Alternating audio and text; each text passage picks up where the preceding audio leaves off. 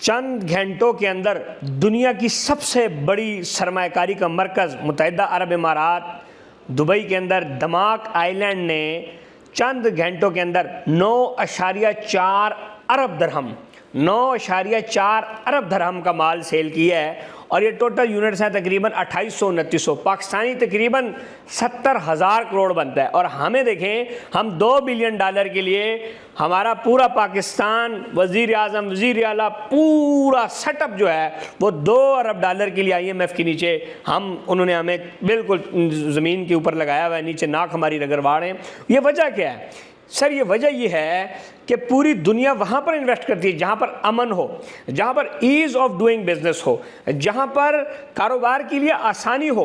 पाकिस्तान के अंदर तो कारोबार करना ऐसे है जैसे जहन्नम में कारोबार। उसकी वजह क्या है कि यहाँ पर एक ग्रेड का अफसर से ऊपर तो छोड़ें, जो हैं वो तो हैं, एक ग्रेड का अफसर जब आपको नत डाल दे तो आप हिल नहीं सकते। इसीलिए पूरी दुनिया से, जिसमें पाकिस्तान दूसरे नंबर पर है कि जो UAE इन्वेस्टमेंट अपनी शिफ्ट कर गया है, पाकिस्तानी बिजनेसमैन लोग $40 बिलियन पिछले 4-5 सालों में पाकिस्तान से बाहर गया।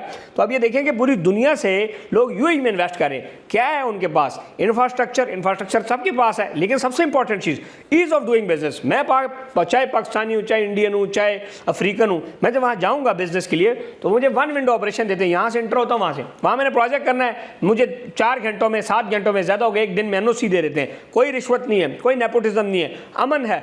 गोल्ड आप मोटरसाइकिल के ऊपर 1 अरब रुपए का सोना लेके जा रहे हैं, आपको छोड़ेगा नहीं। इधर तो आपको घर से उठा लेते हैं और थोड़ा सा और कारोबार करो तो फिर अगवा भी कर लेते हैं, थोड़ा सा और अच्छा कारोबार या पॉजिटिव पाकिस्तान के लिए सोचो तो नाल नोटिस भी आते हैं। मतलब कि यहाँ पर 2 नंबर बंदा तो वैसे ही इस मुल्क में कामयाब है, लेकिन 1 नंबर बंदे के लिए बिजनेस करना बहुत मुश्किल हो गया है। सो खुदारा इस मुल्क पर रहम करें। हमारे मुल्क के अंदर भी अरबों डॉलर आया जब रियल स्टेट में इन्वेस्ट हुआ। आज आप देखें पाकिस्तान का सबसे बड़ा रियल स्टेट टाइकून मलिक रियाज दुबई साउथ के अंदर प्रोजेक्ट बना रहे। क्या वजह है? क्यों? क्योंकि हम यहाँ पर हर बंदे को हमने दीवार के साथ लगा दिया है। सो खुदारा इस मुल्क पर रहम करें ताकि आपके मुल्क के अंदर भी, हमारे मुल्क के अंदर पैसे, हम पाकिस्तान से प्यार करते हैं, मोहब्बत करते हैं, लेकिन आप ये सिर्फ मिसाल देखें कि क्या वजह है कि एक छोटे से शहर, एक छोटे से मुल्क इमारात के अंदर अरबों डॉलर लोग इन्वेस्ट कर रहे हैं, IT में कर रहे हैं, अबू धाबी के अंदर इंडस्ट्रियल जोन्स में कर रहे हैं, अजमान के अंदर, शारजा में, रासुल खैमा में, होटलिंग में भी कर रहे हैं, कसिनोज बन रहे हैं, चीज़ें बन रही हैं। मतलब सारी चीज़ें। वजह क्या है? अमन है, इंसाफ है, कोई सिफारिश नहीं है, कोई उठाने वाला चक्कर नहीं है, कोई अगवा वाला चक्कर नहीं है, कोई ज़बरदस्ती नहीं है, कोई 1 ग्रेड का अफसर, ऊपर की तो छोड़ें, 1 ग्रेड का अफसर आपको नत नहीं डाल सकता, कोई वहाँ का अफसर आपको रिश्वत नहीं लेता। वहाँ पर 7 दिन में आपको प्रोजेक्ट का NOC मिलता है। इंडस्ट्री लगानी है, 2 दिन का टाइम लाइन के अंदर आपको NOC मिलती है। यहाँ पर इंडस्ट्री के लिए 10 साल की NOC चाहिए, 10 साल लगेंगे।